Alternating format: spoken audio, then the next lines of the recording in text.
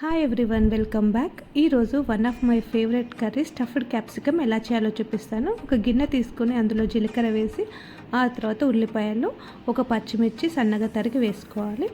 ఉల్లిపాయలు పచ్చిమిర్చి వేగేంత వరకు మంచిగా వేపుకున్న తర్వాత అల్లం వెల్లుల్లి పేస్ట్ వేసుకోవాలి. కర్రీలో కొంచెం ఆయిల్ ఎక్కువగానే పడుతుంది, నార్మల్ కర్రీస్ కంటే కొంచెం ఎక్కువగా వేసుకోవాలి. ఆ తర్వాత పసుపు కూడా యాడ్ చేసుకొని ఒక కప్పు శనగపిండి వేసుకోవాలి. శనగపిండి మంచిగా ఫ్రై అయ్యే వరకు ఫ్రై చేసుకోవాలి. తర్వాత తురిమి పెట్టుకున్న ఆలుగడ్డను కూడా వేసుకోవాలి. ఆలుగడ్డ వేసుకున్న తర్వాత శనగపిండి ఆలుగడ్డ కొంచెం సేపు ఫ్రై చేసుకొని ఒక 2 స్పూన్ల ఉప్పు వేసుకోవాలి. 3 స్పూన్ల కారం కూడా యాడ్ చేసుకోవాలి.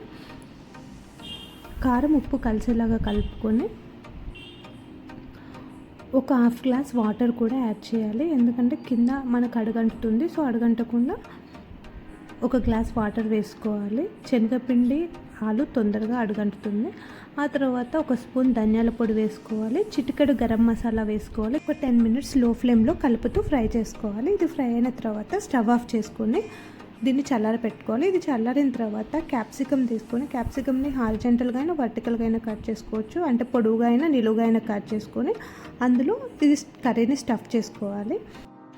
ఈ కర్రీని స్టఫ్ చేసుకునే ముందు ఒకసారి టేస్ట్ చూసుకోవాలి, ఉప్పు కారం సరిపోయిందో చూసుకొని, ఒకవేళ సరిపోకపోతే ఇక్కడే అడ్జస్ట్ చేసుకొని మనం స్టఫ్ చేసుకోవాలి. ఇలా స్టఫ్ చేసుకొని పక్కన పెట్టుకున్న తర్వాత ఒక ప్యాన్ తీసుకొని అందులో ఆయిల్ వేసి, ఆయిల్ వేడెక్కినాక క్యాప్సికమ్ అన్ని నెమ్మదిగా ప్లేస్ చేయాలి, ఎందుకంటే స్టఫింగ్ అంతా బయటకు వచ్చేస్తుంది.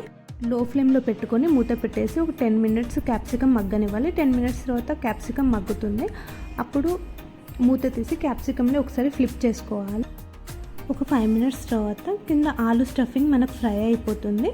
ఆ టైంలో మళ్ళీ ఒకసారి ఫ్లిప్ చేసుకొని ఒక 5 మినిట్స్ ఉంచుకొని స్టవ్ ఆఫ్ చేసుకుంటే మనకు స్టఫ్డ్ క్యాప్సికమ్ కర్రీ రెడీ అయిపోతుంది. ఈ కర్రీ చాలా ఈజీగా చేసుకోవచ్చు. ఇది రైస్లోకైనా చపాతీలోకైనా చాలా బాగుంటుంది. ఈ కర్రీ మీకు నచ్చినట్లయితే లైక్ చేయండి అండ్ సబ్స్క్రైబ్ చేసుకోండి.